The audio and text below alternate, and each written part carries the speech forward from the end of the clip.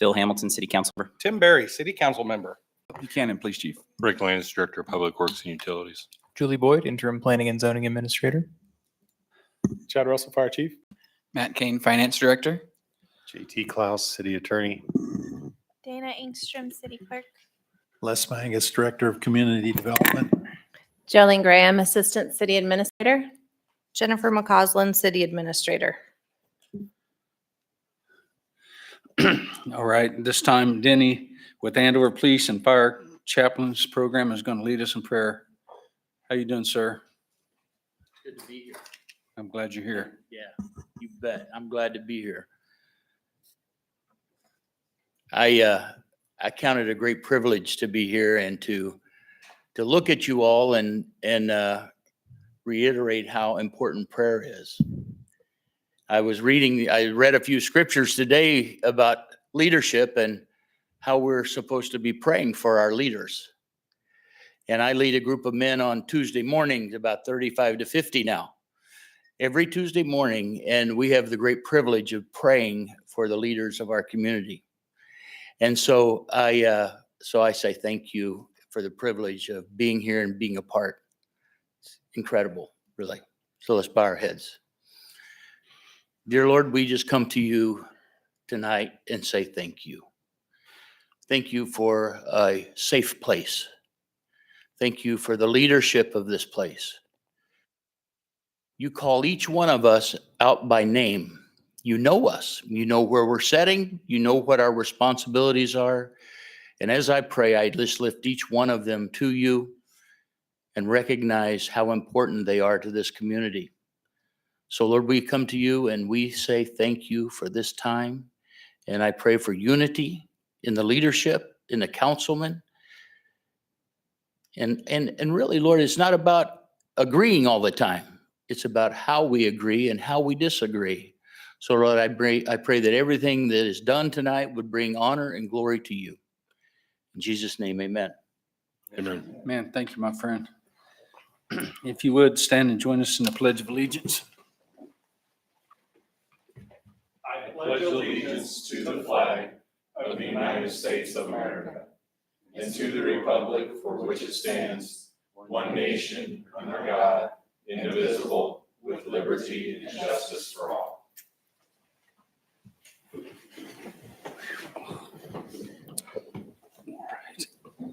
All right. Acceptance of the agenda. Mr. Mayor, Yes, sir. I move to accept the agenda as presented. Second. Any further questions or discussion? All in favor say yes. Aye. Aye. All in favor say nay. I forgot to. Excuse me. All opposed say nay. I drew a blank. Nobody. 6-0. All right. 7-1, Outstanding Service Award. And Julie is going to talk to us about this. Yes, sir. Mr. Mayor, members of the council. Tonight we have Mr. Doug Allison in attendance. Doug was a founding member of the Site Plan Review Committee and has served on it on and off ever since. In 1997, he helped us get started. And just this year, he decided to tender his resignation finally from the Site Plan Review Committee and spend some more time with his grandchildren. He was the chairperson up until the time that he left and was, I think, the entire time that I've been here with the city. And staff wanted to express our appreciation for all the time that he has given us on many a Tuesday evening here approving site plans for buildings in our great city. How many days you say? Well, I mean, if you calculated up the years and the months, it's 336 months. So roughly 336 meetings, 336 hours at least that he's given in his time to the city. So Doug, we really appreciate that. It's awesome. Thank you, Doug. Thank you. Thank you very much, sir. The service you did for the city is just, man, second to none. I mean, that's amazing. But I appreciate it. Can't thank you enough. Well, I appreciate the recognition. I don't know that it was second to none, but I do appreciate it. And I enjoyed my time on the committee. There was lots of learning, lots of opportunities to work through some challenges. And Technically, I wasn't there on the very first meeting, but I think I was there shortly thereafter. 335. Okay. So anyway, I appreciate the recognition. I enjoyed the time serving. Well, Enjoy we your do have- family and I'm sorry, go ahead. We do have a award for you, Mr. Allison, if you'd like to come accept it.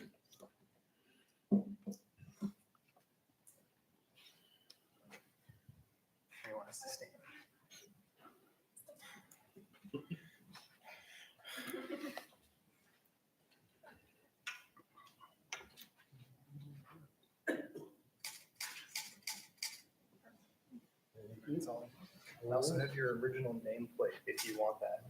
Yeah. Thank you. Thank you. Man, I couldn't get it to mount on there, unfortunately, but Thank you. thank you, sir. all right.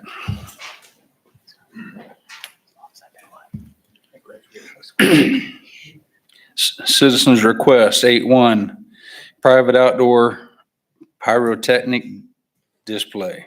I said that all in one swoop. See that? You nailed it. Go ahead, Sue. Yes, I bring to you, you'll find in your packet all of the code paperwork filled out. The application was full and complete. We have all the information we need, and the applicant is here if you have any questions for him. But as far as the fire department is concerned, everything has been met per the code. So we would recommend approval. Anyone? I think when I first read this, I was like, wow, I think this is the first time I've actually seen a request like that. So I appreciate going through the right channels and not just shooting them off without actually coming through. So I appreciated that when I read it. Yeah, I guess I would comment to that. We don't do this one very often either, so we had to make sure we followed all the rules as well.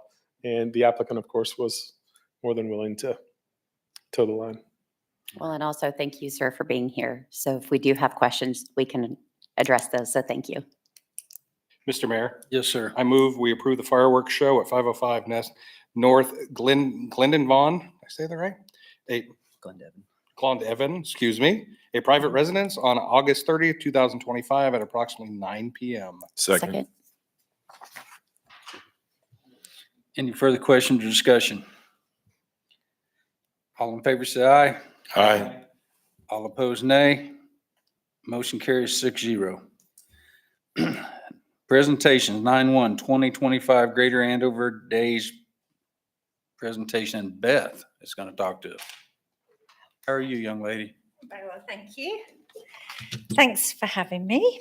I just wanted to come and tell you about this year's Greater Andover Days, which will be held on September the 26th to September the 28th, 2025. If you look up there, that's the schedule for the weekend. Lots of old favourites and a few new things as well. Greater Andover Days is in its 58th year.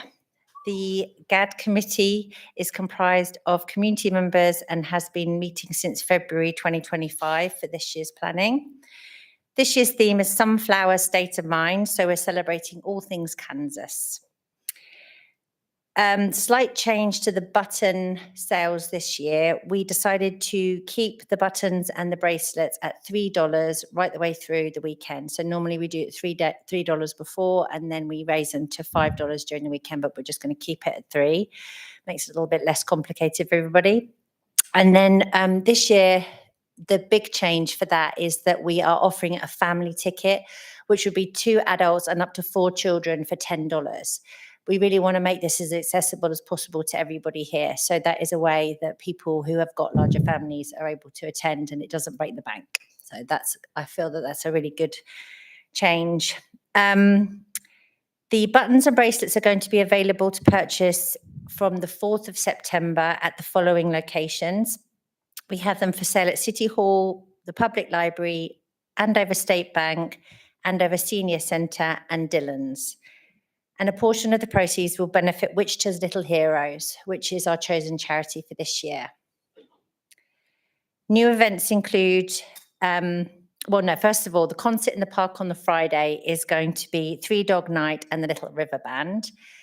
Tickets are selling fast, so make sure you get yours before they run out. If you want tickets for that, you need to go through the ASM ticket websites. People are getting used to that a bit more now, but hopefully that's going to be something that people understand. It is separate to GAD, but it's part of the GAD weekend.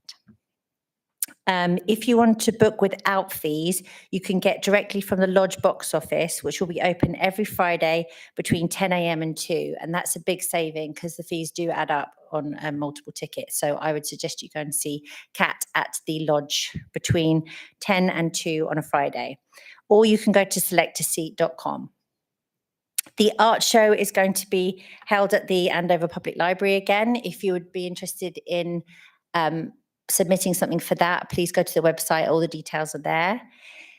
On Sunday, we have Generations Church will be holding a service in the park between 10 and 11:30. We will have our petting zoos coming back that were really popular last year.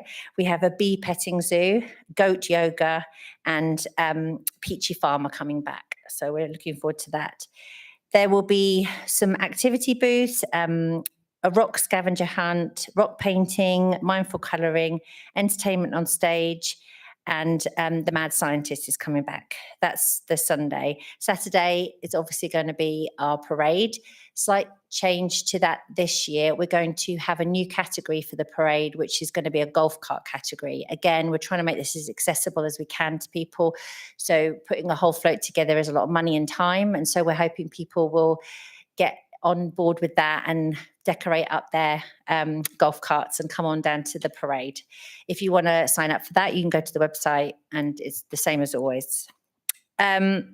So speaking of the website, registration is available for all activities, including the parade, cornhole tournament, volleyball tournament, and obviously all the other things that you can sign up for.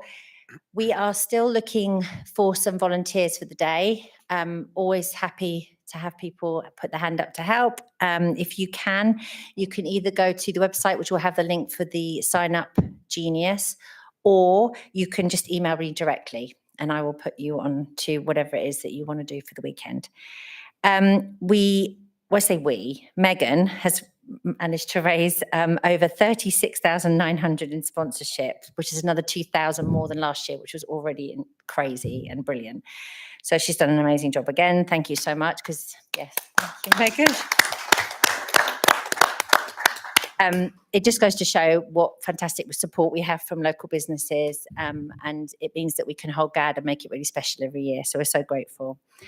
For any more information, please go to www.andoverks.com/GAD. And obviously, please like the GAD Facebook page and follow it for more updates. Anyone have any questions? What kind of things can you volunteer for? So anything really, from setting up, if you don't want to do people, well, there's lots of things behind the scenes. So we can have people setting up things, or if you want to supervise the kids' activities or help backstage, or we've got a volunteer area now, which is going to be at the gazebo, and it's all the information of anyone like a lost child or lost property. You can all go to one place now, and that will be run by Generations. Again, very kind of them to offer. There's lots of things you can do. And if you are interested in a particular thing, I can always match you up with that. But as an extra little thing, I am actually putting together a volunteer database for Andover. So if you don't want to help at GAD, but there is other things you're interested in, please let me know, and I can take down your preferences and when you're available and stuff. And then I can reach out to you when there's perfect opportunities for you to come and help out. Okay. And again, the website is www.andoverks.com/GAD. there you go. Do you know how much the carnival tickets are? Or are they going to do the wristband? Yes, they are. Yes. You know how much that's going to be? But Andy Andover. Oh, Nobody has no, one. no. That seems to be the biggest question everybody asks. Yeah. You know how much the I wristbands can't are. remember off the top of my head. Do you remember? Yeah, I think it was 33 last year. But again, I don't. If it's anything different to that, I'll make sure we put it up. But I will find that out. But yeah, I don't know if it's gone up this year, but I think it was 33 last year. So I'll give you some idea. I think you can buy individual tickets as well, though. Yeah. Any more questions? Good. Thank you very much. Thanks, Beth. All right, I need to back up a notch. I forgot to do the public forum.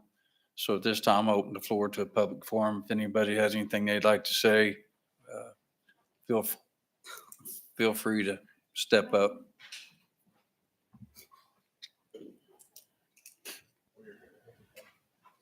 My name is Scott Rackley. I live at 630 East Shade here in wonderful Andover.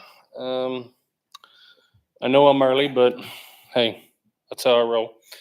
So October 17th, we are looking to do a community event. And if I need to come back to a council meeting in September, I can do as well. But we're seeking to close Menahaw from Sunset Circle to Sunset Circle. We've done it in years past, and just looking to get the council's approval for that so that we can cook some hamburgers and hot dogs and have a good time. Is there Scott, a permit or anything that has to be filled out for that, or? Yeah, we have moved that process to a staff process, so I'll hook you up with Dana and we'll get you all approved, Scott. All right. Is that it? I'll make a motion to approve it too. I'll second it for you. All right. There you go. Thank you. Anyone else? JT's gonna say that. Oh, what? Yeah, I'm sorry, guys. Sorry. That's okay. Are you here? Just kidding. Yeah, We were. we were just kidding. Sorry. We've been making you work a lot lately. Sorry, JT. All right, all right, we have, Follow the rule. we have somebody at the stand here. Yes, ma'am, your name, please. Hi, Christy Johnson. I've been a resident of Andover since 2005. I'm one of the new residents of Meadowbrook off of Harry and Andover. My builder is Justin Smith, his father, Ron Smith. I'm here on behalf of all the residents on the tree line on the south side of Meadow Haven Street. And I'd like to open with a letter that was basically published to the people who are affected by the issue at hand that I'll reveal momentarily. This is my neighbor, Matthew Gratz, dated August 17th. Dear neighbors, as some of you may or may not know, we have had drainage issues in the backyards of our homes. The drainage issue has caused significant damage to new turf, as well as leaving much of the backyard unusable throughout the spring and summer months. Yards have become more of a swamp with stagnant water in different areas, as well as a breeding ground for mosquitoes. As homeowners, we're asking for your cooperation and signatures to try and rectify the issue, as well as seek compensation for the damage that this has caused. A group of us have started speaking with the developer, Ron Smith, as well as the builder, Justin Smith, to try and resolve the issue. They are planning to try and hand dig a trench that would start on the northern properties and lead south towards the catch basin system. This trench would be in the back utility easement area. We feel that this might not be the best solution, nor would it be most permanent for our properties. We had asked Ron Smith to have an engineer take a look at everything to help develop a plan that we feel would be better option for all of us living on the street. Ron and Justin do not want to go that route as they feel it would be way too costly for them. We would like to gather signatures of everyone who has been affected by this problem, as well as anyone else who feels that their yard is not draining as it should either after a storm or after the sprinkler system has ran. We're planning to take our complaint and signatures to the City of Andover Council meeting tonight at 7 p.m. And that would be me. I'm here independent of my neighbors. I'm actually one of the new residents. I basically built my property starting in October of last year. I might mention all the residents are just basically discouraged by the water damage that remains, such that we have children in our community who can't even go in the backyard because of the swamp-like area. I have dogs, and I've had 2 quotes of people to put wrought iron fences in my backyard, and I've now just had a dog run because I can't put the fence to the end of the property because of the water damage. We're basically just looking for some guidance.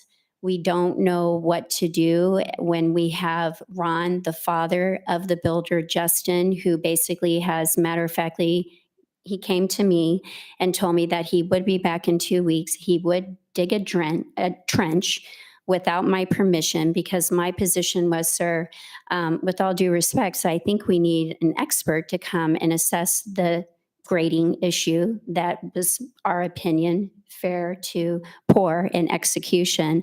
And subsequent to that, we have water throughout the entire tree line. We really are not getting our questions answered. We have no return phone calls. We have no return emails. So now as a community as a whole, we're just coming together to the city and asking for guidance. How do we resolve this problem? I have the grading plan, which interestingly dates back to the initial time of the build. I've been asking for the grading plan, was not provided such. It was my neighbor, who happens to be an engineer and electrical nonetheless, but he, through, I think, the city, was able to finally get the grading plan.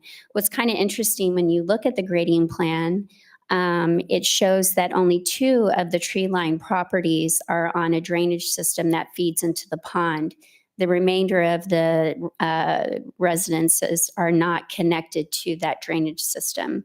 So our question is why?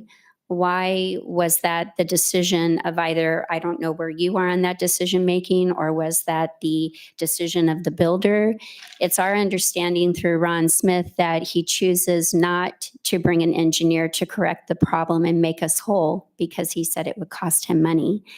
His solution rather is to come dig on our property, make a trench, not even defining what is this trench? Is this trench just going to be grass filled? Is it just going to fill with grass as we mow? Is that the correction? I have a friend who happens to be a civil engineer, and it is his expert opinion that is not the correction to the problem. That is more of a Band-Aid approach that we preferred not to embark on, many of which these residents will be there for a lifetime. We want the problem corrected, and we're just looking for your guidance to do so. What was your address again? 1500 South Meadow Haven. And I do have the signatures of all the residents who are not present tonight.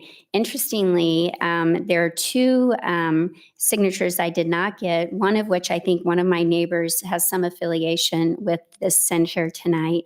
And then the other resident is my carpenter, who it's a conflict of interest, obviously. But the irony in all of it is they too are yearning for your opinion on the matter to help us correct the problem, because they too have swamp backgrounds just as I do. Mr. Mayor, I just want to ask Rick or Les if y'all heard of this. Yes. Help me remember, is Matthew's name? Yes, Matthew Gratz. Gratz? Yes. Yes. I met with his, I've been communicating with him, and that's probably where you got the grading plan. I sent that to them. Thank you. And I did go out on site and do a site visit with them, with his wife. He couldn't be there when I could be there. And I gave him some advice on where they probably should proceed, and have some concerns on what maybe Mr. Smith is planning, and we will contact him regarding that, because the potential tie into the public storm sewer system itself would require our approval. I would comment that the master grading plan on paper should work. I have some suspicion that over time, some of the grades have been modified by who I cannot state, but, and need to be shot, but there should be plenty of fall through there. And it's what it is with the storm sewer system coming down to where it does is we have this other areas too, where the rear yards act as a ditch more or less. It just needs to flow better. I would agree their flow is not very good right now. And who's responsible for that? The builder?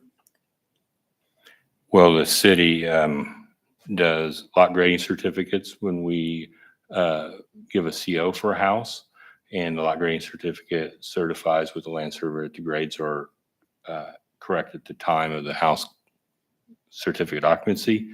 After that, it becomes a little bit of a quandary whether it's a civil matter, because if it's just one or two neighbors and affect another neighbor, and our lawyer can opine if you'd like on this, but it could be a little bit of a civil matter. As far as what Mr. Smith's wanting to do to try to address this situation, it becomes a little bigger of an issue because it is in an easement. He is the sole HOA person right now because there's no actual HOA established because there's not enough lots sold. So there's a couple things going on in this thing right now. Anyone else? So would the best course of action then to be in contact with you? I have met with Matthew's wife, and I forget her name, I'm sorry, on site, and I've communicated with Matthew and like I said, provide them some documentation and stuff as far as the lot grading plan stuff. Honestly, I think probably what needs to happen is somebody needs to establish if the grades have been modified. We make sure they're correct at the time of the house closing, but after that, we don't go out and do that on a routine basis. It's not a function of the city, stormwater or public works utility. So Rick, is this because they're building houses to the east of there? I mean, they're developing that land? No, honestly, the first time I heard of a complaint about this low drainage up there was before this project started up there. Honestly, I think it might help a little bit because some of that drainage that comes down that way is getting cut off by the roadway, and there's a storm sewer system that will collect it in the curbs and run it around instead of letting it run all the way down that tree line. Because ma'am, if I'm correct, you're like the farthest north house in that development. Is Yes, that sir. correct? Mhm. Okay. So you're getting it from basically the north and the east, kind of, it's all Yes. coming right into your Mhm. yard. Okay.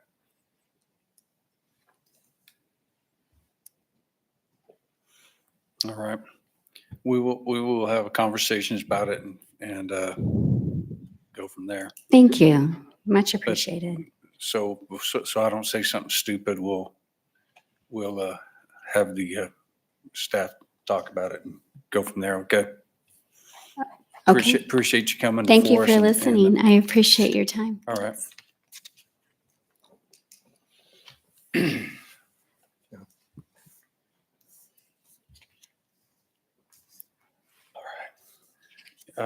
Anyone else like to come before us this evening?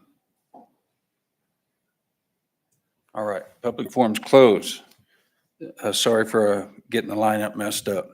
9.2, presentation municipal golf course second quarter report 2025.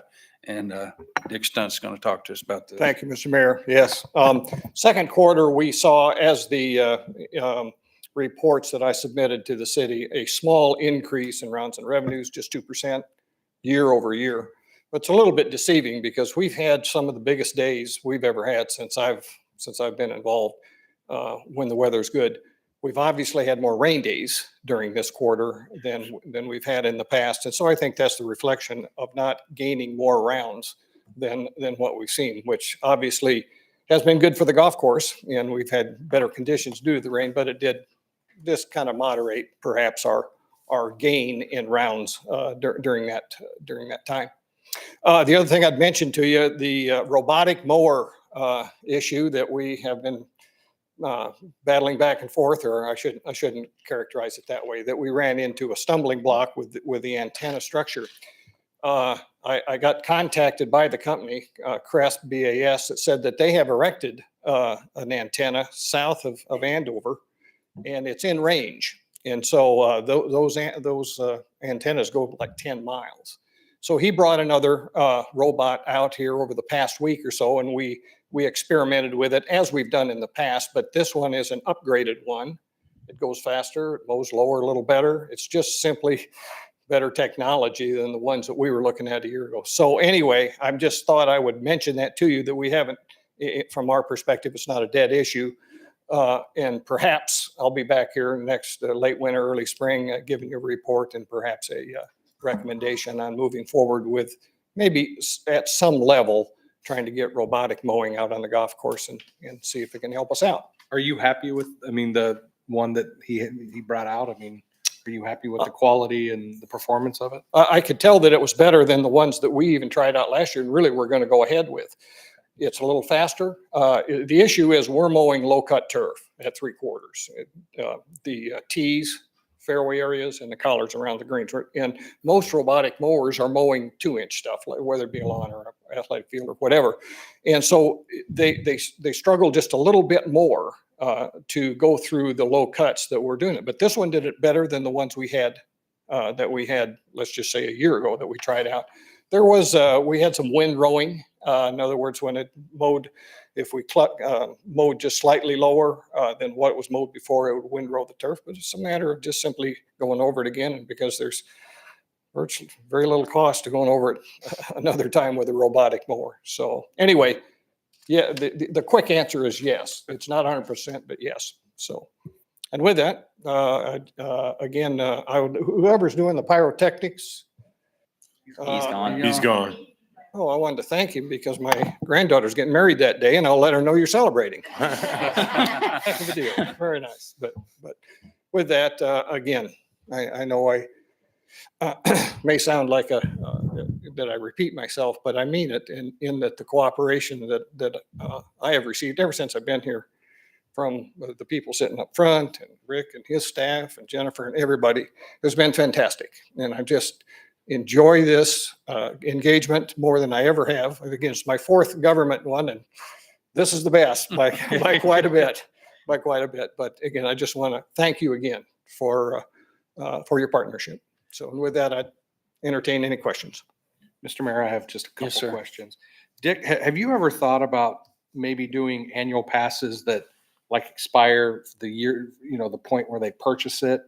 I've spoken to a few people and they'd love to buy an annual pass, but if they buy it now, it's only good until the end of the year. So have you ever thought about changing the model a little bit so the annual passes can be purchased at any time and it's good for, 12 months, instead of you have to, if you don't buy it January 1st, you're kind of losing money basically as a consumer. Yes and no. We've thought about it. As a matter of fact, I have done that at another location. You do have to, it puts a little pressure on tracking, when does it expire? And so that little bit of an issue there. So we just haven't pulled the trigger on making that change, but I'll make a notation. I'll talk with staff and see if they think there's. I just know I've chatted with a few new Andover families and they've been out there. They like it. They think the cost is affordable. Yeah. But they're like, I don't want to buy it now because and I assumed you kind of prorated them, but they said y'all don't prorate them. Is that? No, we haven't been prorating. Okay. No, we haven't. Yeah. And they're a March 1 turnover. Okay. Everything goes through February, starts March 1. Yeah. So, I mean, it doesn't make any sense not to buy it now because March 1, it's going to be gone. So makes sense to me. But thanks for that. Thanks for that feedback. Anyone else? Anything else? All right. Thank you, Good. sir. Thanks again. Thank you. Thanks, Dick. All right. Consent agenda. Mr. Mayor, Yes, sir. I move to approve consent agenda items 10.1 through 10.5 as presented. Second. Any further questions or discussion? All in favor, say aye. Aye. Aye. All opposed, nay. Motion carries 6-0. RNR, public hearing and proposed budget, public hearing.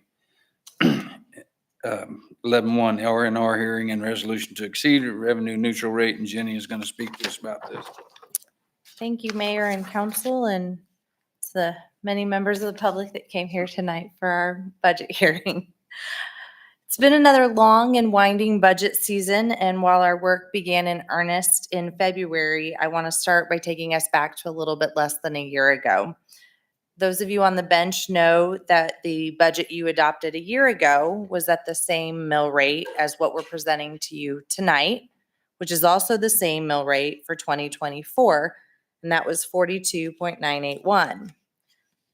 Taxpayers who are maybe in the room or at home and who received an R&R notice that looks like this may be thinking, but the current mill rate is 43.805, and you're all right.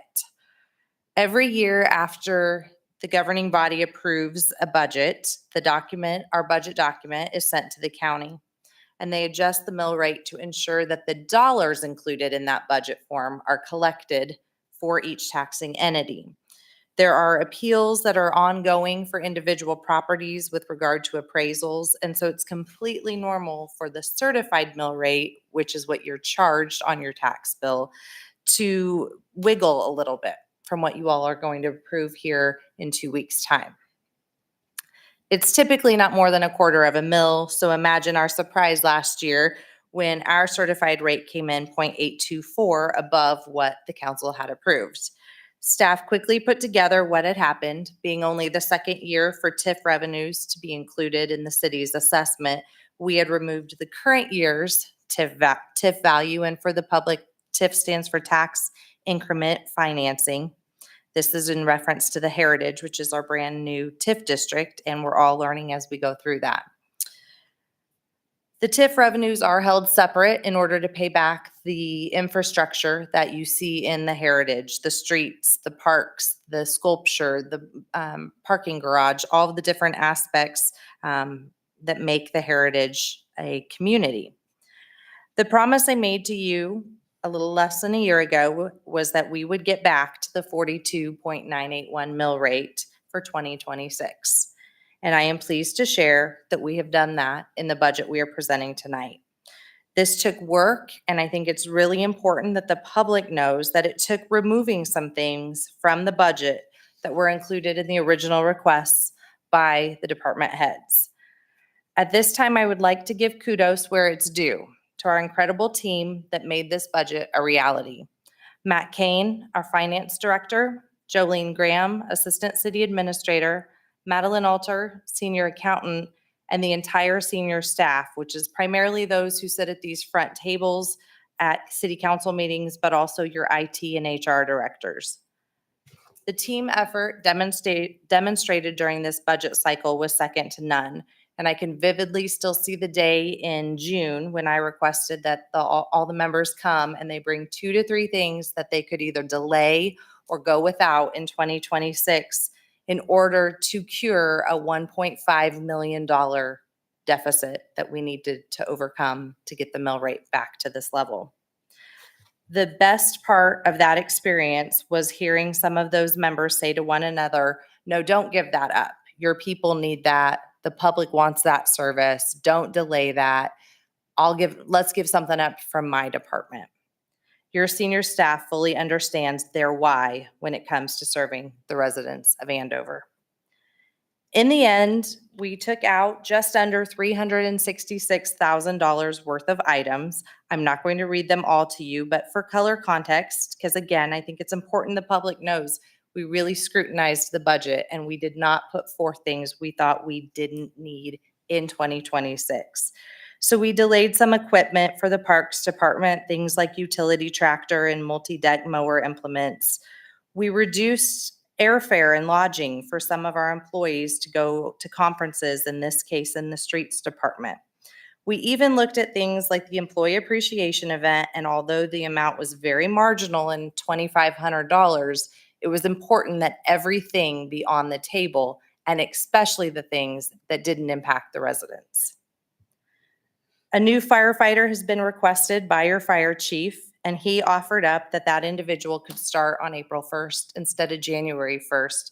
By delaying a start date by a quarter, we were able to save considerable dollars. After we looked at these options, we then looked at the employees' salaries. The council was gracious in approving our very strategic salary administration plan that we spent an incredible amount of time and effort building with our partners at the Arnold Group last year. That plan called for looking at the cost of living average of the 3 previous years as referenced by Social Security Administration. As a team, we talked about the fact that by adopting this plan and implementing it for the first time on January 1 of 2025, we had in essence brought everyone to market as of this January. So the cost of living adjustment that really mattered was what happened this year. By using only the 2025 cost of living adjustment and not doing the 3-year average, we were able to take that from a 3.1% COLA to a 2.5. Doesn't seem like much, but again, that comes up with $75,000. And so for clarity, the employees are not going to receive merit raises through this budget. They will be eligible for their cost of living. And then as they take their step through the salary plan, they will receive that as well. So the employees will receive individually 2.5 to 5.5% raise, depending on where they are in their years of service. The real star of the work, though, was our self-funded health plan, which we switched to, as you are all aware, in July of 2023. Hats off to Chastity Page, HR Director, and all of the employees for owning their health care. Self-insured health plans work when the employees put the work in. Many employees have filled out discount and rebate slips and worked with pharmaceutical companies in order for rebate dollars to come back to the health plan and buy down our expenses. We were able to take nearly $1 million of savings from that plan and reduce the amount that we budget for that plan based on 2 really great years of experience. And we are able to make this confidently, knowing that we have data in hand and that we are not short budgeting this area. I'm very proud and confident to present this budget to you, but I would also like to take a minute to thank the governing body. You have had incredible engaged involvement in the building of this 2026 budget, and there's been a lot of talk over the last month about the amount of time that you each dedicate to the service of being a city council member. There is no better illustration of the time it takes to be a council member than your annual budget. This is the most important work that you and your staff do each year, and clearly this illustrates your level of commitment to the residents of Andover. I'm just about to yield the floor to Matt, I promise, but I do want to do just a couple housekeeping items. Based on state statute, the mayor is going to open a public hearing following Matt's presentation. This is a little bit different, but as we read and reread the statutes, we now believe that we should do our roll call vote during the public hearing. So you've got some different verbiage on your agenda than you've had in past years. So after all members of the public who wish to speak have done so, the governing body will take that roll call vote still in the public hearing, and Dana will read your names for that roll call. The revenue neutral rate hearing is, in simple terms, the time for the public to express questions, concerns, or ideas related to the idea of the city spending any more dollars next year than we did this year. The budget hearing, which follows the revenue neutral rate hearing, is the time for specific questions, ideas, and concerns that the public may have with regard to those things that are expended or allocated or are not included in the 2026 budget. So we're getting into the details when we talk about the budget. The revenue neutral rate is spending dollars and any more dollars than the year before. The governing body will not vote on the 2026 budget tonight. They will do that at our meeting on Tuesday, September 9th, which will give themselves and staff time to digest any feedback that we receive during tonight's budget hearing. One last note I want to make based on previous budget and R&R public hearings is that it can be confusing when you receive this at your home to know which authority you want to address. The city budget only covers those things that the city makes budget decisions for. The departments that Matt's going to talk about here in just a moment, again, primarily identified by those staff sitting at the front of this room. The city has no role in the decisions made by the school district, the county, or any other taxing jurisdiction that is included in your notice. The R&R notice should have indicated at the bottom, at least on the Butler County version, when and where those hearings for the other entities are. But for transparency and ease, I will let you know, Butler County's was tonight at 6 p.m. in El Dorado. I do not know if it is still going at this hour or not. Community College will hold their revenue neutral rate hearing on September 9th in El Dorado, and the school district will hold theirs September 3rd at 6:30. Once again, I'd like to express my gratitude to the staff for being second to none and for your assistance as we work through this. Matt's dealt with a lot of crazy number ideas from yours truly, so I appreciate your time, and I yield the floor to you now, Matt. Thank you very much. No, none of them have been crazy. I had very creative ideas from everyone.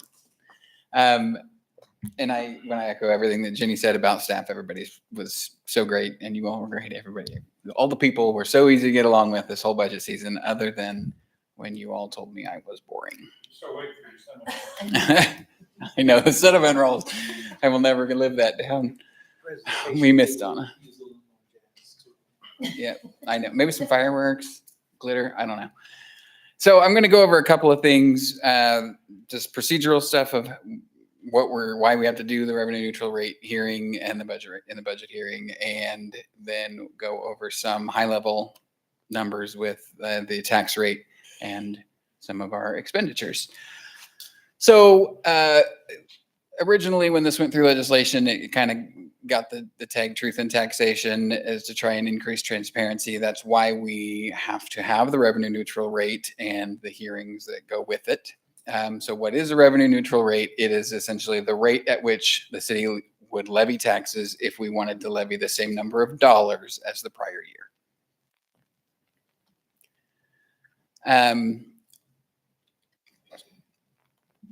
Nope. Okay. I took that out. I was thinking I was going to see our rates, but essentially we have the calculation there. You just divide the property tax dollars by the assessed valuation, and it gives you the rate. So why would the city be exceeding the revenue neutral rate? It's pretty basic concept is that in general, it costs more to run a city this year than it did last year, or next year than it did this year. For specific things in this year's budget, we have some additional personnel in the public works and fire departments. We have large purchases that have been, we have things that we need to plan for, long-term planning purchases for wastewater, streets, parks, and the fire department. And then probably the most importantly for Andover is that Andover is growing. And along with that, every year comes new infrastructure, new residents, and all the costs that come with operating and maintaining those things. So in order to comply with the statute, these are the things that the city must do in order to be able to levy taxes above the revenue neutral rate. We have to notify the county clerk by July 20th that we intend to exceed, and by how much, what our intended rate is. And then we are not able to exceed that intention that we submitted. You all saw that on July 8th. We have to place a notice on the city's website and in the newspaper at least 10 days prior to the hearing. We have to have this hearing that we're about to have sometime between August 20th and September 20th. We have to adopt a resolution that states we're going to exceed the revenue neutral rate prior to adopting the budget. And then on October 1st, I will honor before October 1st, I have to certify the entire budget to the county. So with that, going into a little bit of information about the city's tax rate and the valuation. This slide shows the total valuation, total assessed valuation of the city. This, just for background for someone not familiar with the term assessed valuation, is the value of the property that gets taxes levied on it. So for a residential property, that's 11.5%. And for a commercial property, that's 25%. So it's not the appraised value of the city. This is how much value of the property in the city is being assessed taxes. And it is continuing to grow. That is that for 2026, that is still an estimate. They haven't finalized that. They won't do so until November. And that's when we'll get our certified mill rate. Matt, is the part at the top, the black bar, the TIF? The black part is the TIF, yes. Thank you. I forgot to point that out. The blue part is the rest of the city and the black part is the TIF. So we would like to see that growing as well. This is just history of the city's mill rate over the last 5 years, and then added on what we have estimated for 2026. Shows that we intend to bring it back down to the same rate as 2024, as was the intent of 25, as Jenny mentioned. This is an illustration of our revenue neutral rate and then the difference between what we actually ended up at and what the revenue neutral rate was.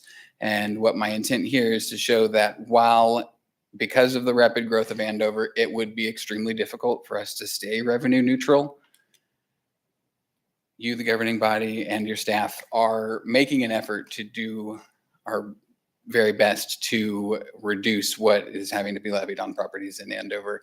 And during periods of growth, when the difference was, or when the revenue neutral rate was significantly lower because there had been really higher increases in property values, we were still intending to try and decrease that difference to keep taxes as low as possible. This is a comparison for total mill rate between us and other cities in the metro area.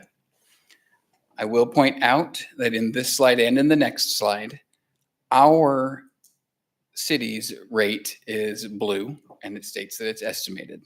That's because I pointed that out because everyone else's rate in this table is their certified 2025 rate, because I don't really have access to everybody's proposed rate without going to a great deal of effort and calling everybody individually. And I don't think that would be an outstanding use of staff time.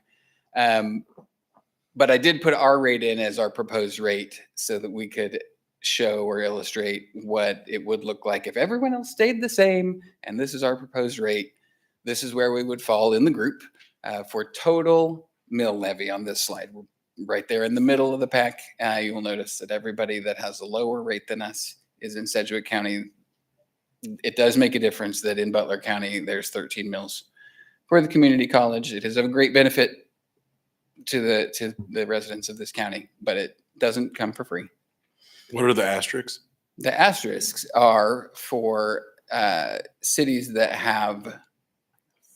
do not have the city does not provide fire service. So you'll notice that the ones with an asterisk also will have an amount in the fire district column. And that is actually going to be more important on the next slide. So I'm going to go ahead and Matt, proceed can I because jump in just super quick? Yeah. When you do have that data available for 26 for everybody, or whoever pulls that together, can we share that on to the? Yes. We website? do update that Media? at the end of the year, and we do share it. Okay, thank you. Absolutely.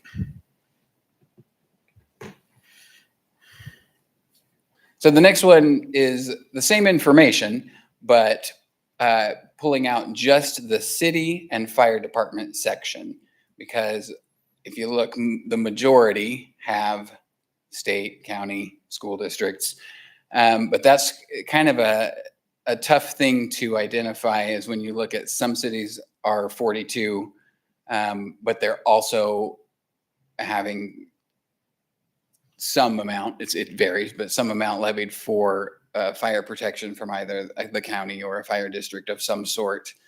This kind of levels the playing field if we add those two together to illustrate what the city of Andover is providing for the mill rate that we're providing. And we are pretty close to the top there.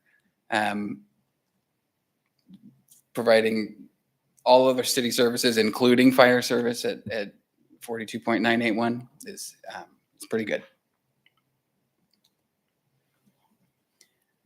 So then the general fund is our biggest taxing fund. So I just wanted to kind of show our revenues and expenditures in the general fund and where they come from and give a couple of explanations.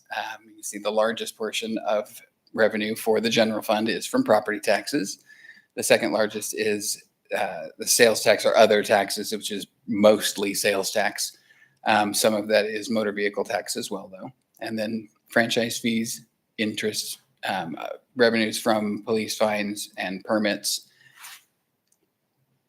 and then several other small percentage miscellaneous things. And as far as our expenditures go, this is by department, how much each department takes up of this overall expenditures for the general fund.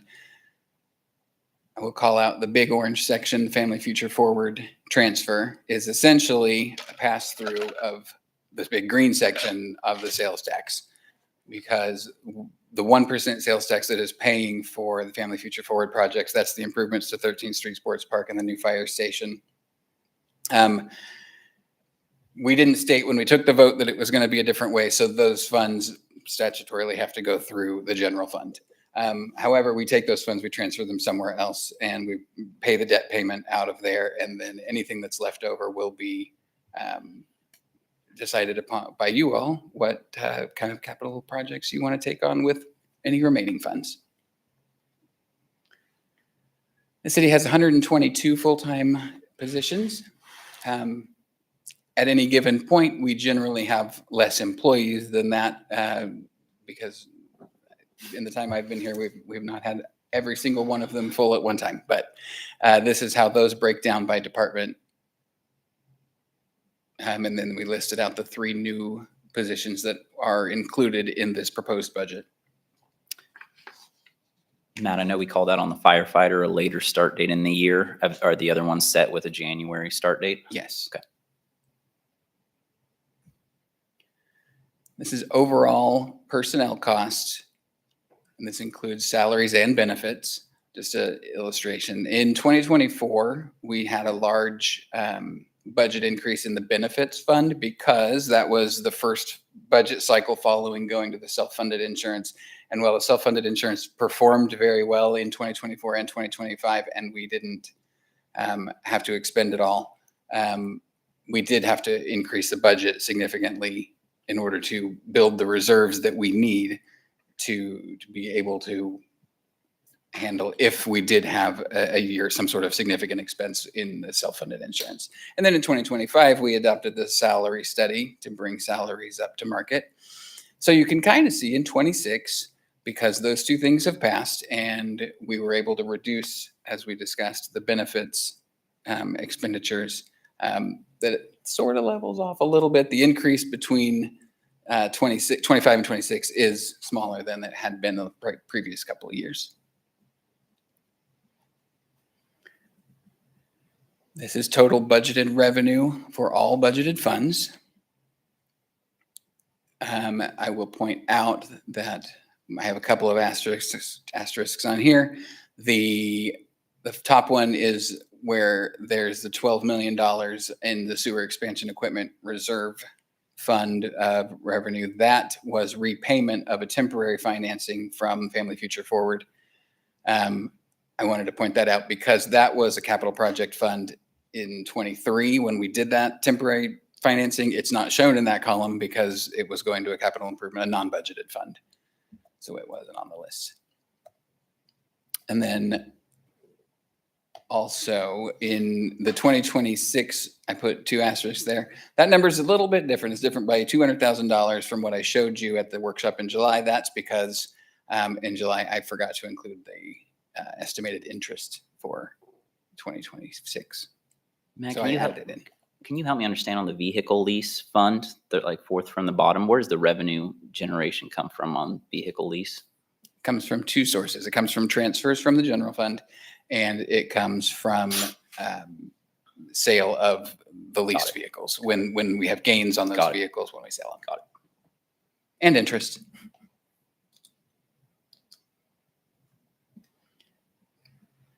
Just a visual of the types of funding. You can see the general fund is the most significant taxing fund. All of the other taxing funds total less than the general fund added together. And then proprietary funds, that's our utility funds, sewer, stormwater, and water. And then special funds are the non-property tax supported other funds that you see in that list. Overall expenditures, I will point out that it looks like, well, it is a very significant increase for 25 and 26. The biggest piece of that, however, is the planned sewer expansion for the wastewater treatment plant. You see, I had 13 million budgeted in 2025 and 20 million budgeted in 2026. That gives us that large jump in the bottom line there. Matt, in the debt service line as well, what bond was that came online that we have the debt servicing fees to jump from the 4 million to the 9.6? When the debt service fund jumped from 4 million to 9.6 million, that was in 2020. 24 to 25. Looking for it. Yep, in 2025. That was because we brought online the TIF district payments and the Family Future Forward payment. Got it. So we had things that the TIF district, although it was financed a few years prior, we capitalized interest and we didn't have a principal payment until 2025 was the first year. So it took a big step in the 2025 budget. Okay. And that is the total expenditure from the fund. However, very little of that is property tax supported. It's mostly special assessments, TIF district, and sales tax, and from either the streets fund or the Family Future Forward fund. And why was there nothing in the water utility? We had no plans to do anything in the water utility for 2025. Yeah. Do we have anything in 2026? Yeah, in 2025, we budgeted no expenditures in that fund. So if we do anything, we will have to amend, but we just didn't have a plan to do anything at that time, so we didn't budget any expenditure. Same an illustration of the different funds added, kind of how the split looks. This is just a summary, a table of all of the capital improvements that will be taken on in 2026, or that we plan to do in 2026. It's just kind of fun to point out that it's almost $21 million being invested into the community. A large portion of that being expected wastewater treatment plant expansion, road improvements, and then other smaller things, none of them small, potentially a new park restroom. And these come from all different funds. These aren't all from taxing funds, but this is just the total CIP list for 2026.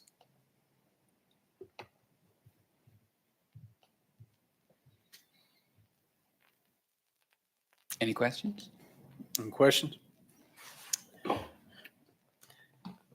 I got a question. Is that our air conditioner out here lumbering, or is that I the only one that hears it? It is. Good God, man. It's pretty loud. I couldn't hear the beat, but I can hear that, man. It's like a heartbeat. Man, oh man, that's annoying. I'm sorry, Daniel, I couldn't hear you. He says it's something to do with the CO2 levels. Daniel, do you want to come It's to the mic? air and explain it? circulation, basically. Matt was talking a lot, and it's circulating all the CO2 that came Mr. out. Mayor, if there were no questions, It actually, I don't have to take this. The noise actually overwhelmed his annoyance, so. If you could please I'm sorry. open the That was public uncalled for. hearing. All right. And take All public right. comment. Is any questions? I'm sorry. No? Mr. Mayor, I don't have a question. I just really have a statement for the public, folks that are out watching on YouTube and in the audience. We don't have any questions because I think us council and staff, we've gone through it. It seems like forever, to be quite honest with you. So it's not that we haven't had questions. I don't want you guys to think that I don't want the citizens to think that we haven't questioned and poked and prodded. We've just seen this presentation from Matt. That's why I was hoping for fireworks or something different, multiple times. So if we're not asking questions, that's kind of why. So I just kind of want to bring that out there. That's a good point, and that's what Jenny was alluding to, that council was in various meetings. Some of us had different departments, and it was a lot of time for everybody. So again, like Tim says, that's why we're not hounding them, because we were all part and parcel to the decision-making. So, all right. Anyone else? Thank you, Tim. All right. At this time, I'll open the floor for a public hearing in order to receive citizens' comments related to the governing body intent to exceed the 2026 revenue neutral rate. Is there anyone in the audience that would like to opine? No.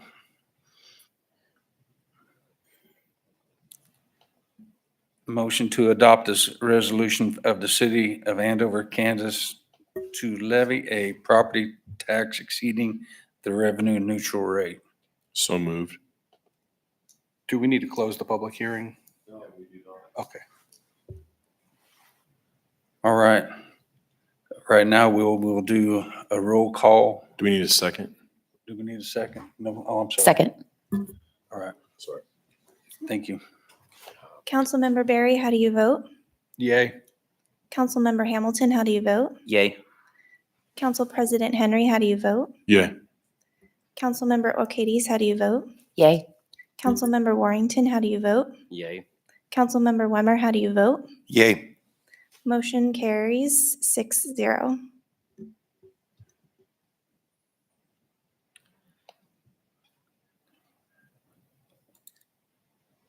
Okay, at this time, I close the public hearing. All right. Onward and upward. Sorry. That's all right. That's all right.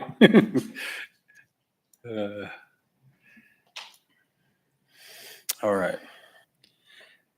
12-1 Prairie Creek Road. No. One more. 11-2. Oh, thank you. The Mayor's a little out of sorts tonight. 11.2, 2026 budget hearing. Mayor to open the public hearing. Right? I get to start my presentation again. Excuse me? Can I get you an espresso? Go ahead. Yes, please, Les. I would love it. So for the public, this is just your opportunity when you open this next public hearing to come and ask questions about the budget for 2026 specifically. So I've opened a public hearing, right? Mhm. And no one wants to comment. Bueller. Pardon me? No, I was just, So I can close the public hearing. Public hearing is now closed. Now, can I do 12-1? Yep. looks like it. All right. 12-1 Prairie Creek Road KTA Bridge to 21st Street Project Preliminary Engineering Agreement, and Les Mangus is going to talk to us about this. Mr. Mayor and council, this project has seemed like it's drug on about a decade now because it started in the late teens. Back in 2020, we actually selected Trans Systems, who's now GFT, to do the engineering for the project, which was the Prairie Creek Road Bridge over the Kansas Turnpike and roadway improvements up to 21st Street. At that time, we anticipated funds from WAMPO to build the project. Those were not awarded, so the Kansas Turnpike Authority took the lead on the project to build the bridge. That bridge is scheduled to be bid here in September or early October, leaving the roadway portion from the bridge north to 21st Street as a city at large project. Trans Systems GFT now was the designer for the Turnpike Authority and will, with this agreement, continue to be the designer to design the roadway from the bridge project out to 21st Street. We have it as a city at large project now. It is in the queue to be considered for WAMPO funds in spring of 2026.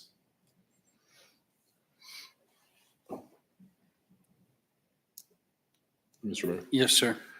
So what comes first, the bridge construction or us doing the roadway? The bridge.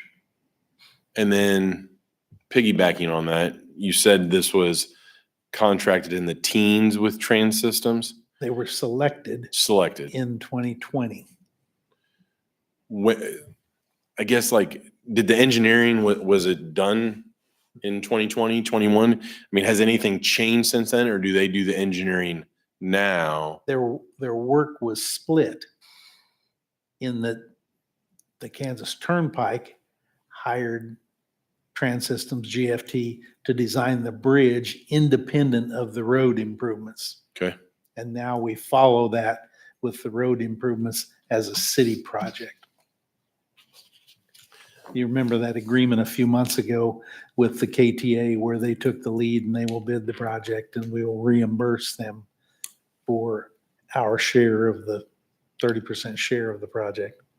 I guess, are we using numbers from now, or are we using numbers and engineering stuff from the teens? Sorry, 2020 when they were selected. All of the estimates have been brought up to current. Thank you. That's very good verbiage. Thank you. Mr. Mayor, Yes, sir. I move we approve the agreement with professional services with GFT, formerly Trans Systems, for the Prairie Creek Road KTA Bridge to 21st Street roadway improvement projects, preliminary engineering in the amount of $113,500. Second. So when do we hope to have this done from Turnpike to 21st Street ballpark? We'll be submitting this project for consideration by WAMPO in the first quarter of 2026, hoping to get those funds ASAP. Those designs could be completed early in 2026, making the project at best case a 26 project, probably more realistic at 27 construction. And that intermodal commercial side, that then won't be done till after that? The industrial part? Correct. We don't have a final plat for the logistics park yet. Logistics, thank you.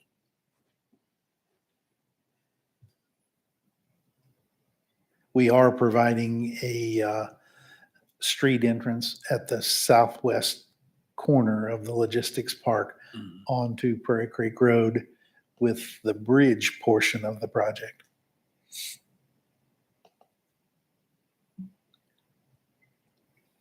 All right. All in favor, say aye. Aye. All opposed, nay. Motion carries 6-0. Rural water agreement. And Rick is going to talk to us about this. Mr. Mayor, Council. It's 13-1, I'm sorry. As you may recall, I put the wrong slide in there. Sorry about that. This in the past over here, we've done one already. I think it's maybe one house or two away from this house where they do not have access to public water supply. Wichita Water ends before you get to the subdivision out here. And, but they are annexed. The front of the street on Prairie Creek is annexed. There we go. And the, excuse me, Rural Water District is on the other side over there with Prairie Creek Addition. Rural Water District 5, City of Wichita Water ends prior to getting to those kind of those row of houses in that subdivision on the west side of Prairie Creek. So we have done this agreement, I think now 3 or 4 times, and legal's reviewed it again to make sure. And it's basically, it's a 4-party agreement. It's Wichita Water, Butler Rural Water District, the property owner, and the city of Andover. All are parties to this agreement that gives them the ability, in this particular case, it gives Rural Water District the ability to provide water to somebody in the Wichita Water or Andover Service District area. Should a public water supply by the city of Wichita be available in the future, they will then be required to reconnect that, that service. One is not anticipated in the near future. Staff is recommending that you go ahead and proceed with this so they can get a water supply. What they have is wells, and the wells aren't the greatest over in that particular neighborhood.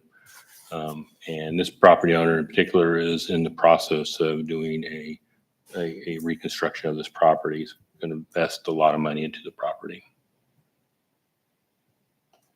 I'd stand for any questions if you have any. Anyone? Can I get a motion? Mr. Mayor, Yes, sir. I move to approve the agreement between the city of Andover, Nicholas Bird, Wichita Water Department, and Rural Water District Number 5 to allow Rural Water District Number 5 to provide public water service to the property at 1639 North Prairie Creek Road. Second. Any further questions or discussion? All in favor, say aye. Aye. All opposed, nay. Motion carries 6-0. 14-1, quick claim deed land into land bank. Former Days Inn, and Jenny will speak to us on this matter. Mr. Mayor and Council, you are all about to recess this council meeting and go into your land bank meeting as the trustees of that. As you know, one of the main strategies or reasons we wanted to implement a land bank was some of the land we acquired due to road projects, specifically along Founders Parkway. This land in particular, the site of the former Days Inn, is ripe for redevelopment. And so what you are about to take action here as the city council is to deed the land of the former Days Inn to the land bank. Once you go into the land bank meeting, you will accept that land into the land bank, making it available for sale through the land bank to someone to redevelop. And you've got your land bank expert here with Mr. Klaus. So if you have any questions, you can direct them to him. Mr. Mayor, Yes, sir. I move to approve the quit claim deed for the property for Lot 1, Block A, replat of part of Prairie Star Edition, Andover, Butler County, Kansas, former Days Inn, to the Andover Land Bank. Second. Any further questions or discussion? All in favor, say aye. Aye. All opposed, nay. Motion carries 6-0. This time we'll recess from city council meeting. Mr. Mayor, Yes, sir. I move to recess the city council meeting and convene as the Andover Land Bank. Second. Do we need to vote on that? All in favor, say aye. Aye. All opposed, nay. Motion carries 6-0. At this time, we'll do a roll call. And again, we'll start with Councilman Wimmer. Paul Wimmer, City Council Member. I'm sorry. Trustees. Trustee. Trustee, I'm sorry. My mistake. Yeah, you're right. Thank you, Jody. Trustee Paul Wimmer. Mike Warrington, trustee. Jody O'Kades, trustee. Ronnie Price, Chair. chair. Homer, trustee. Phil Hamilton, trustee. Tim Berry, trustee. Dana Engstrom, secretary. All right. And now at this point, I call on Matt. Is that correct? I think you'll take a motion to approve your minutes first. Oh, motion. I'm sorry. Mr. Mayor, I motion to approve the July 8th, 2025 city council meeting minutes. Second. Thank you. Any further questions or discussion?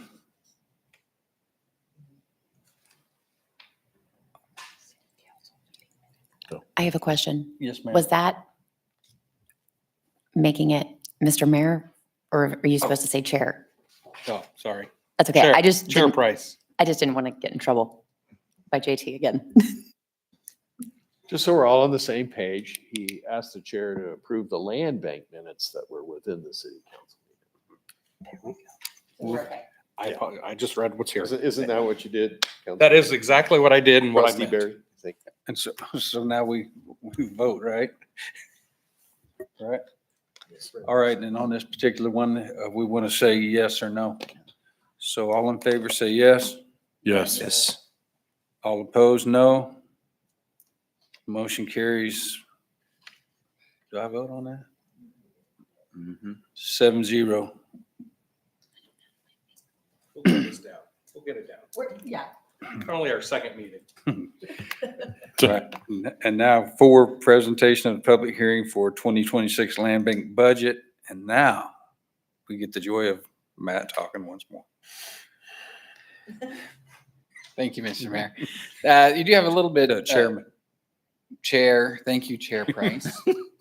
I thought I had that right. We do have a little bit of a different procedure with this one because you do have the option to adopt the proposed budget after the public hearing for the land bank budget. We have a slide. It's got a lot of information about what it is. So what I will say is that in your 2026 budget, the city's 2026 budget, there is $15,000 to fund operations of the land bank in 2026. So that is what the revenue, where the revenue is coming from in this. And then we don't know exactly what it's going to cost to run the land bank yet, because 2026 is going to be our first year. So we have that $15,000 budgeted to be spent.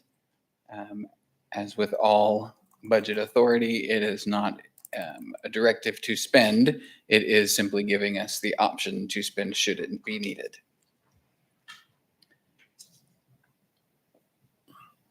Any questions? Yay. All right. At this time. Chair, you may open the public hearing. Thank you, sir. No other questions? This time I will open the floor for a public hearing. And we have no takers. So we will close the public hearing at this time. Yeah. We do this again. It says to open public hearing following, okay, I did that.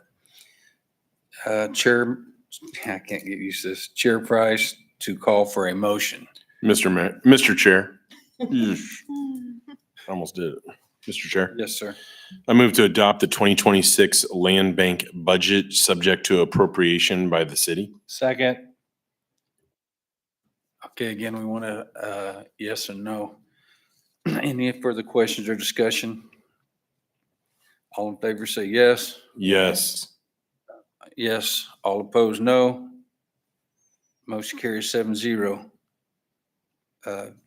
Accept days into the land bank. Again, we'll call for a motion. Chair Price, Yes, sir. I move to accept the former days in land into the Andover Land Bank. Second. Any further questions or discussion? All right, again, all in favor say yes. Yes. All opposed, no. Motion carries 7-0.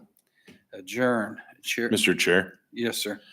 I move to adjourn the meeting of the Andover Land Bank and reconvene as Andover City Council. Second. Any further questions or discussion? All in favor say yes. Yes. Yes, all opposed, no. Motion carries 7-0. So, yes, so one of you, if you'd like to explain to the people that are listening to us, what we're doing here. Mr. Mayor. Yes, sir. Do we need to reconvene City Council? Yes, let's do that first. I move to reconvene as the Andover City Council. Second. All in favor say aye. Aye. All opposed, nay. Motion carries 6-0. So you want to explain to the public kind of short term what we're doing so they understand our tomfoolery? We're learning a process here, JT, please. Sure. So earlier in the year, we created a new legal entity, the Land Bank, which is comprised of the same members as the city council, with the addition of a non-voting member, which is normally your city clerk, but is the secretary. The Land Bank is for the purpose of holding distressed or otherwise developable properties. It comes with some benefits that include the removal of back taxes that might exist on the property and to stop the taxes while the property is offered and tried to be placed into active purpose. So by law, you're required to adopt a budget. The Land Bank has no taxing authority, nor can it tax anyone. So it didn't have the revenue neutral rate component, but Matt led you through approval of a budget that would allow you to spend $15,000 for expenses and or to acquire property next year. So we just completed that process and now we're back in our regular city council meeting. Okay, thanks, sir. All right, at this time, if the council don't mind, I'm going to move the member items up before the executive sessions. And I'd like to start, is that okay? Yeah. I would like to start by congratulations to the Wichita Police Department's Property Crime Task Force for receiving the International Association Financial Crimes Investigators Task Force of the Year Award today in Oklahoma City. I'm going to say his name wrong. Detective Snedeker and Shine play a vital role in the team's success. So tell them thank you from all of us to the fine work they do. And as far as that, all your officers. Thank Right. So, member items, anyone? I'm thankful for college football is finally. Anything? I have nothing. Anyone? Labor Day is coming up, so I just appreciate, all the work that we do throughout the year and staff. I appreciate your guys' work. Matt, I know we jest, but I mean, there was a lot of work that goes into the budget, the numbers, Jenny and your staff, making it fair, polling, not polling, Chief giving up his first quarter, of a new person. So it's a team effort. Jenny hit it on the head there. So I just want to thank you guys, especially when it's coming up on that holiday. All right. Thank you. 17-1. Mr. Mayor, Yes, sir. I move to recess into an executive session for consultation with the city attorney, which would be deemed privilege in the attorney-client relationship per KSA 754319B2. The session is to include the governing body, city administrator, city attorney, Attorney Derek Casey, and Assistant City Administrator. The open meeting will resume at 8:36. Second. Any further questions or discussion? All in favor, say aye. Aye. All opposed, nay. Motion carries 6-0.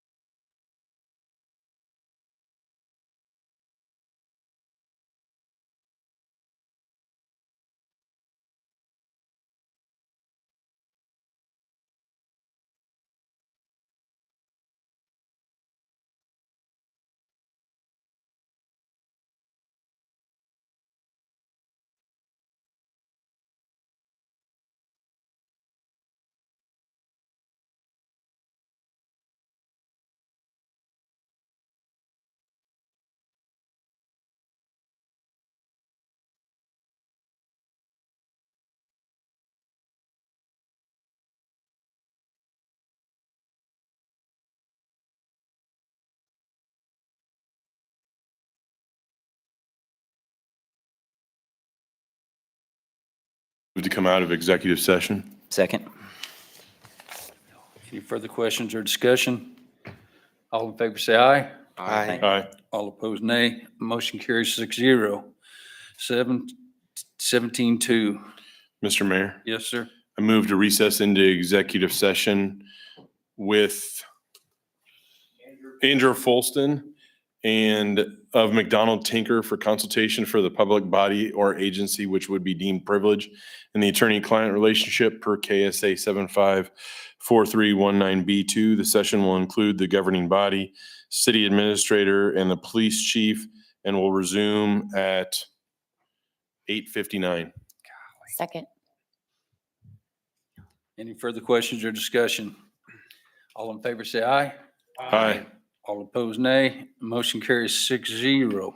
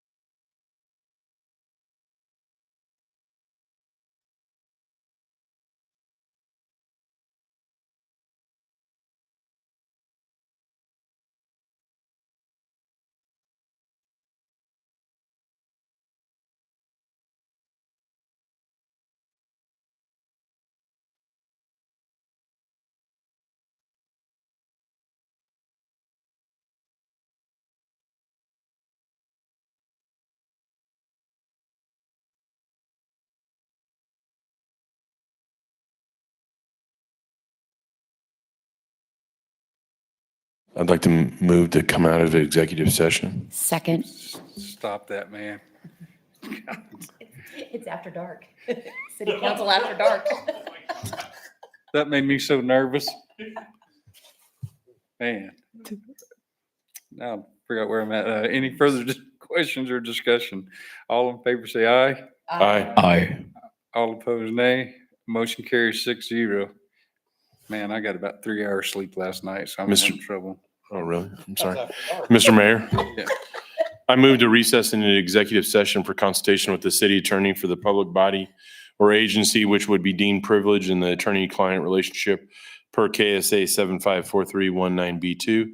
The session is to include the governing body, city administrator, city attorney, assistant city administrator, and the director of community development. The open meeting will resume in 9:15. Second. Any further questions or discussion? All in favor say aye. Aye. All opposed, nay. Motion carries 6-0.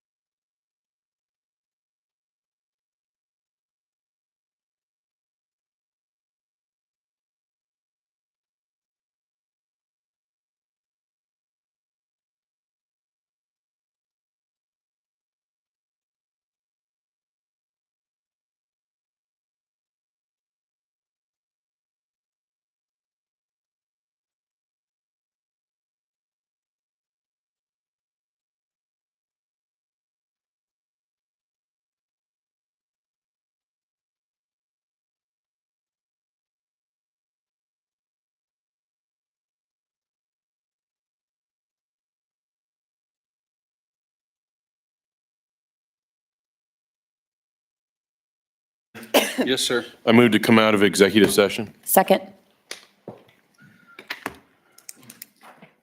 Jody, any further questions or discussion? What are y'all doing this weekend? All in favor, all in favor, say aye. Aye. All opposed, nay. Motion carries 6-0. Mr. Mayor, Yes, sir. I move to adjourn. Second. Second. All in favor, say aye. Aye. All opposed, nay. Do we need to discuss that? There's no discussion.